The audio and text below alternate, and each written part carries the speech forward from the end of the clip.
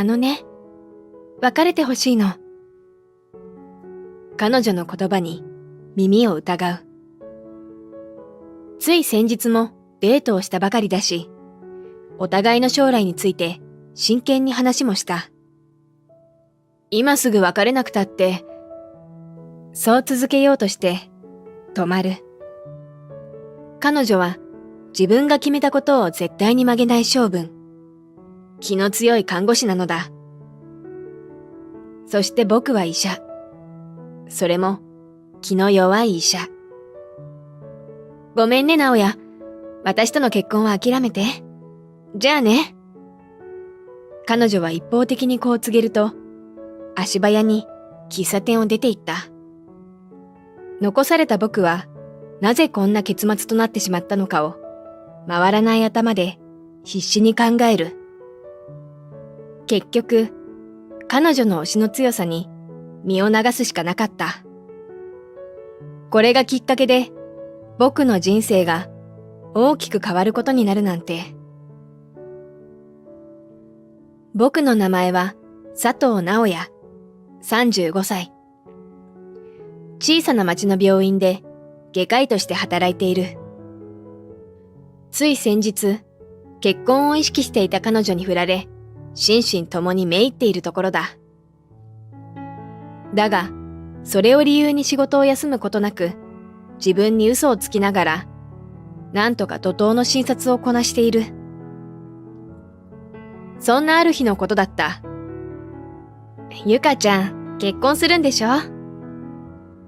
毎週やってくる患者さんの他愛もない話に、ズキッと心臓が痛んだ。いや、実は別れたんですよ。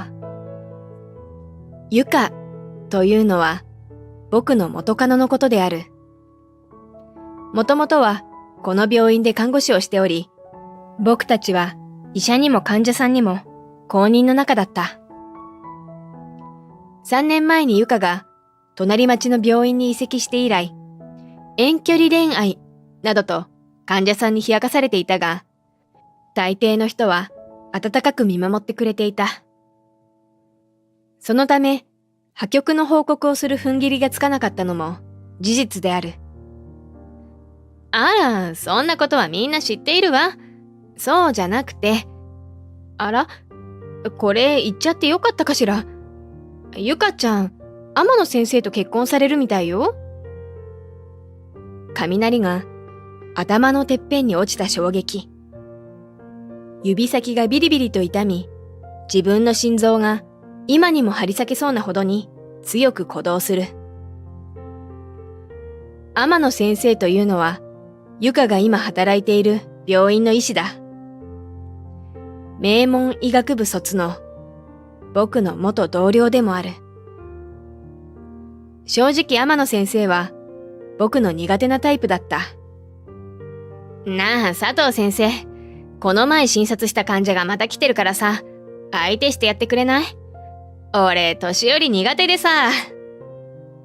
天野先生とかつて一緒に働いたことがある僕は、こうやって彼に苦手な患者さんを押し付けられることが多々あった。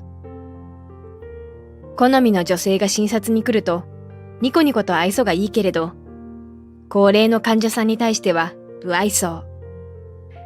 医者が患者を襟好みするなんて、と僕は呆れたものだ。確かに天野先生は頭も良くて知識も豊富、腕も悪くないと思う。だけど患者をどこか見下したような態度なのが僕は好きじゃなかった。そんな天野先生とゆかがまさか結婚するだなんて。ゆかと別れたのがつい先日のことのように思っていたけれど、早半年。もう彼女は僕とは別の道を歩んでいるんだ。そう思ったら、なんだかやけに自分だけが置いてきぼりな気がしてしまう。私もその話を聞いたときは驚いたわよ。でも元カノがエリートと結婚すると聞けば、先生も安心でしょ？変な男とくっつくよりは、ねえ。僕を気の毒に思ったのか、患者さんは必死でフォローしてくれる。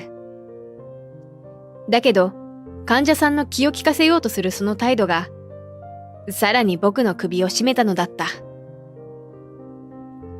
その晩、残されたゆかとのメールに目を通した。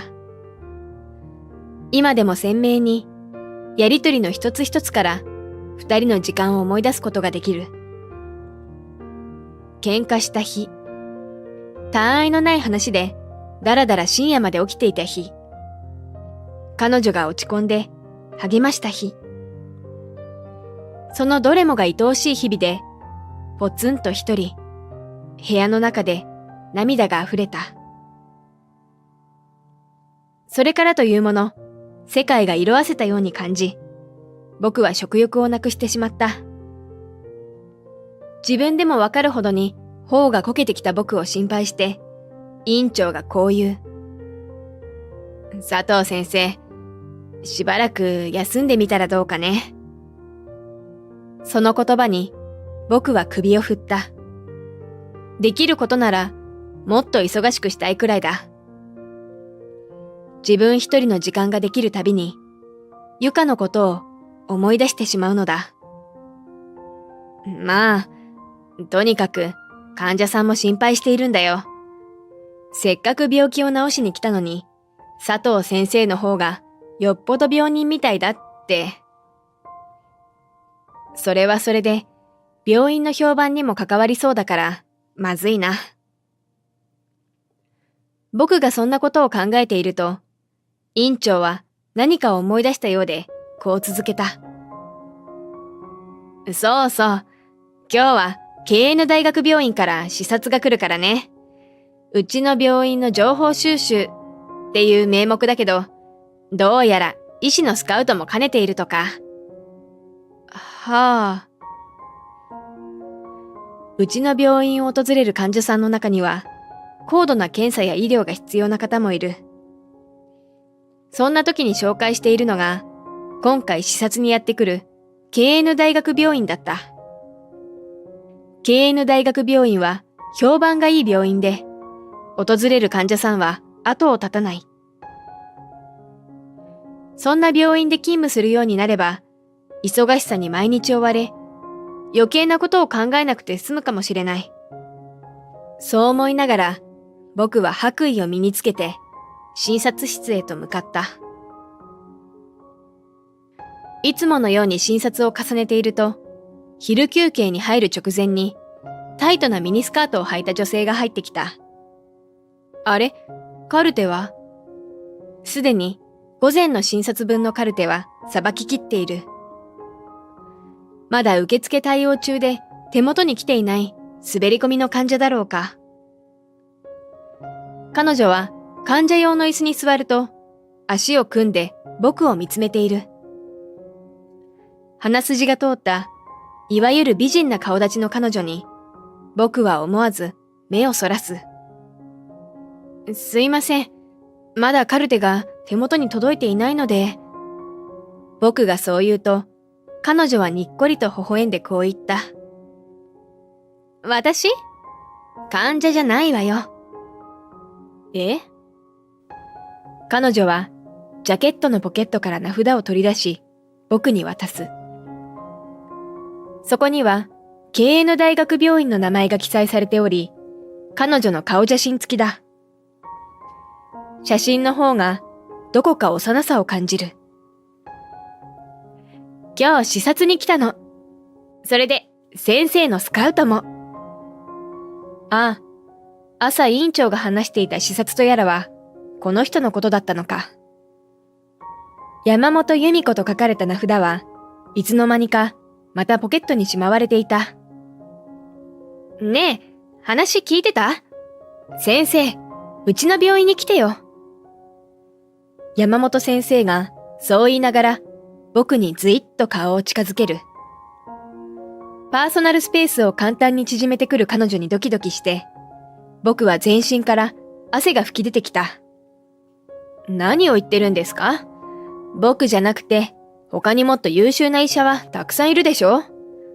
だって患者さんに優秀な先生を教えてほしいって聞いて回ったら先生の名前が一番多く上がったんだもの。僕はそれを聞いて、口角が上がるのを抑えきれなかった。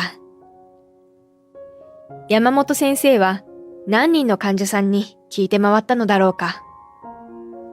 たくさんの医者がいる中で自分の名前を挙げてもらえるのは光栄である。今すぐにでも自分の名前を挙げてくれた患者さん一人一人の家を訪ねてお礼を言いたいくらいだ。しかし、この病院を辞めて大学病院に行くつもりはない。なんとか平常心を保ちながら僕は断りを入れたのだが。いえ、これは院長命令よ。さっき許可を取ってきたの。はあ？なんだって？先生ならよく知っているでしょ？この業界は政治みたいなものだって。そう言うと、山本先生はこっそりと僕だけに聞こえるような声で囁いた。先生はつまり人質なの。と。話はこうだ。どうやら経営の大学病院側は近々救命救急センターを拡大する計画らしい。高度な救命医療を提供できるように近くの病院から腕の立つ医師を何名か引き抜くそうなのだ。そうしてこの病院にいる僕の噂を聞きつけてやってきたってわけ。ちなみに山本先生はその救命救急センターのセンター長に任命されているらしい。もちろん医師を引き抜かれた病院にも手厚い恩恵を考えているそうで、僕を差し出すなら長期にわたる支援をすると院長に約束をしたのだと山本先生は言った。小さな町の病院からしてみれば、大学病院からのサポートを受けられるというのは喉から手が出るほどに魅力的な条件だ。かくして僕は反強制的に経営の大学病院へ籍を移す運びとなるのだった。大学病院での勤務は想像を絶した。救命救急センターに運ばれてくる患者さんは誰もが一刻を争うような状態だ。不慮の事故や突然倒れてしまった人、しかも事前情報が何もない中で治療が始まることも少なくない。頼りになるのは医師としてこれまで培ってきた知識と経験だった。必死に治療に当たる僕の隣で山本先生はどこか生き生きとしている。やっぱり君を相棒に選んで正解だった。思った通りだわ。その言葉の深い意味はわからないけれど、僕もまた山本先生の隣で働くのはどこか心地いいと感じるようになっていた。そんなある日のこと、緊急搬送のアナウンスが流れた。僕はちょうど休憩中だったのだが、物々しい雰囲気の状況説明を聞いていると、いても立ってもいられなくなった。かなり大きな事故のようね。山本先生は先ほど流れたアナウンスをメモしていたらしく、見返しながら眉間にシワを寄せた。とにかく私は受け入れ準備に入るから。佐藤先生はまだ休憩時間でしょ？時間たっぷり休んでいて。でも、休むのも仕事の一部ってよく言ってるじゃない。この病院には2人が運ばれてくるみたいだけど、大丈夫よ。そうこうしている間に、もう一度アナウンスが流れる。追加か。やっぱり前言撤回。先生も必要だわ。僕は急いで白衣を羽織り、患者を迎え入れるため、外に飛び出したのだった。数分後に到着した救急車。僕はストレッチャーに乗せられた患者の顔を見て血の気が引いた。そこには、かつて僕が愛していた女性が乗っていたから。ゆか？自分の立場を忘れ、無我夢中で叫ぶ。その隣のストレッチャーには、天野くんの姿があった。二人とも、医者である僕の立場から見ると、かなり危ない状況だ。佐藤先生、知り合い？はい。僕の元カノと婚約者、いや、もう結婚しているのかも。天野くんの薬指に光る指輪が見えた。二人はいつ結婚式を挙げたのだろうかと考えると、胸が締め付けられる。動揺する僕の肩を叩いて、山本先生はこう尋ねる。次に来るもう一人の患者の方を担当する？こっちは他の先生も呼べるから、どうする？僕はぐっと力を込めて拳を握ると、こう叫んだ。決まっています。すぐに第一手術室に運んでください。僕が彼女を担当します。と、この二人をこのまま死なせるわけにはいかない。僕が助けなければ。彼女を最終的には幸せにできなかった元恋人からの精一杯のプレゼントを今から君に渡す。溢れそうな涙をこらえながら手術着を身にまとった。まさか、直哉に助けてもらうなんてね。まだ暑さの残る夕暮れ。窓からそよぐ風を感じながら、ゆかは僕の目を見ようとはしなかった。私のこと恨んでる？僕は答えることができなかった。今は白衣を着ていて、彼女の担当医でもある。そう、僕は無事にゆかの命を救ったのだ。何も言わないのね。あなたのそういう気の弱いところ、正直好きじゃなかったわ。そう、ゆかはぽつりとつぶやく。天野先生はね、自信に満ち溢れた医者なの。あなたとは正反対。あの人はいつかきっと教授の座まで上り詰めるわ。そうしたら私は教授の妻としてみんなから羨ましがられることになる。まさかゆかは僕と天野先生を天秤にかけていたのか。目の前で夕日に反射して輝いているダイヤモンドの指輪をうっとりと見つめる彼女の姿に、僕が愛した女性はもういないのだと気づかされる。あ、悪いけど、私と付き合っていたこと、天野先生には言わないでよ。バレたらなんか気まずいし。ゆかの言葉に僕は唖然とする。正直もう顔も見たくないけれど、彼女は今、大手術を終えたわけで安静が必要だ。そして、天野先生もしかり。二人の病室は離れているため、イチャイチャしている場面に遭遇する確率は低そうだけど、まだまだ彼らと顔を合わせるかと思うと気が重い。じゃあ僕はまだ見回りがあるから。とりあえず僕は精一杯の笑顔を取り繕って病室を後にするのだった。なーにへこんでんの。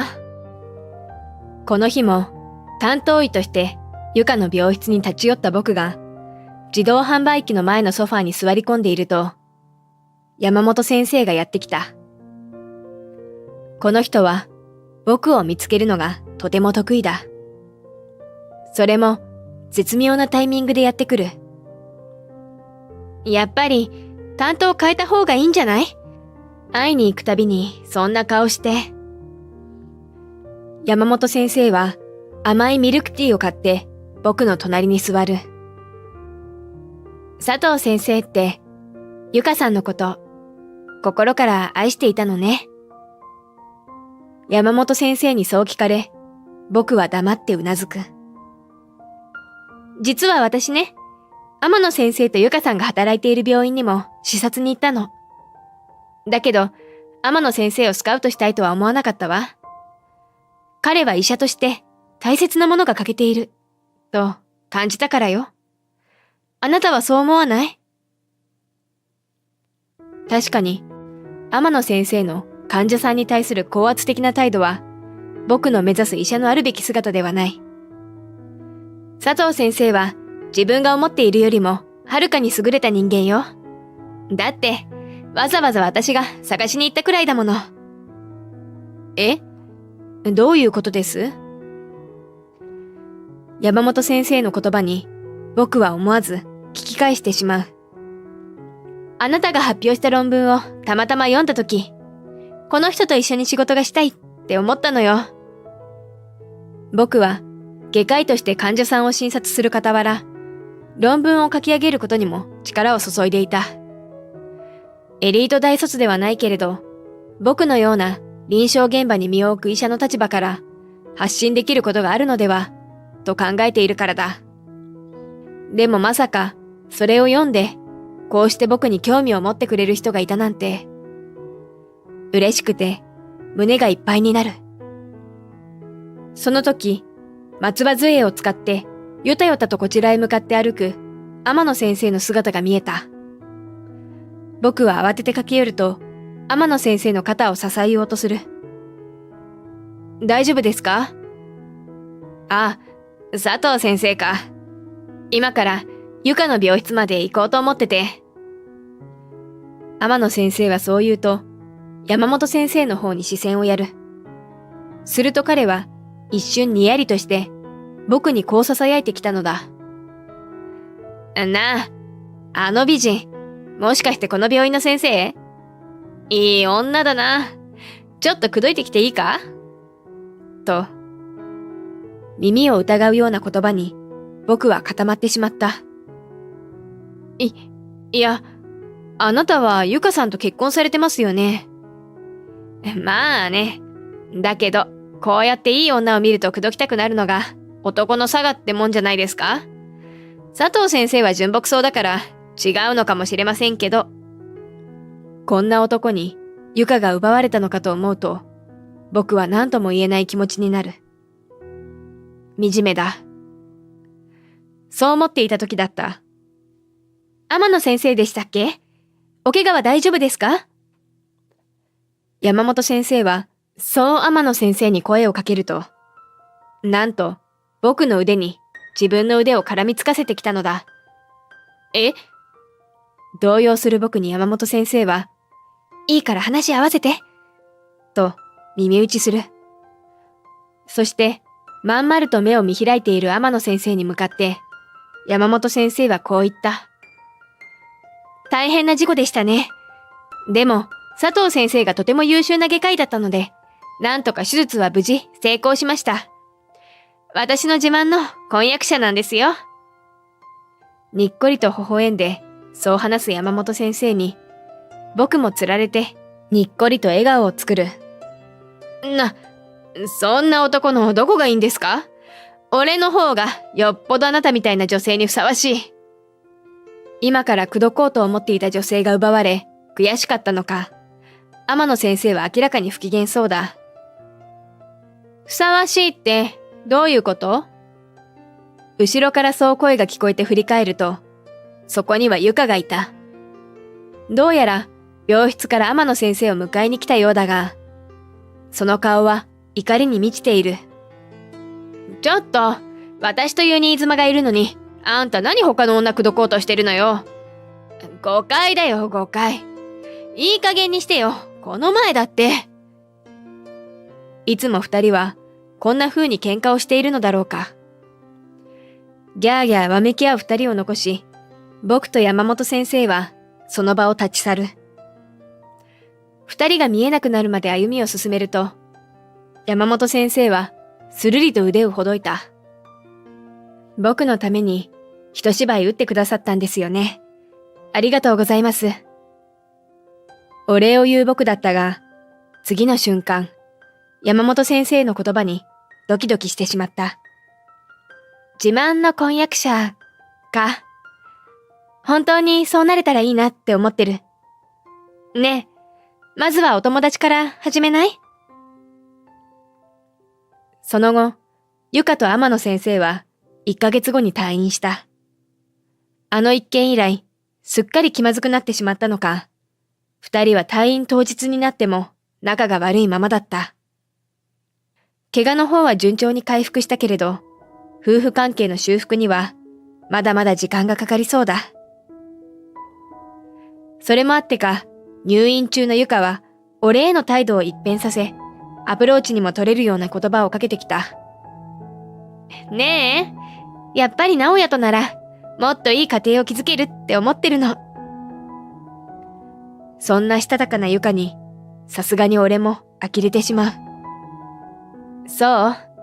でも僕にはもう心に決めた人がいるから、君は君で幸せになってくれ。え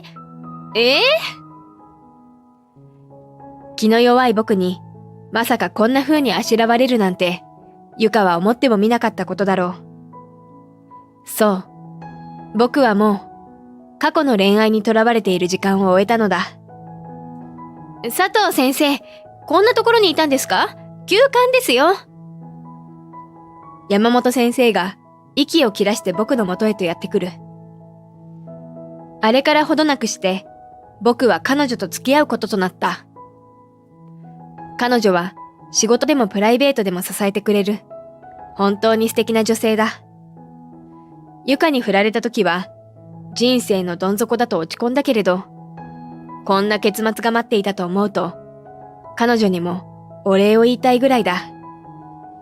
さあ、早く準備しましょう。オペ室はもう抑えましたから。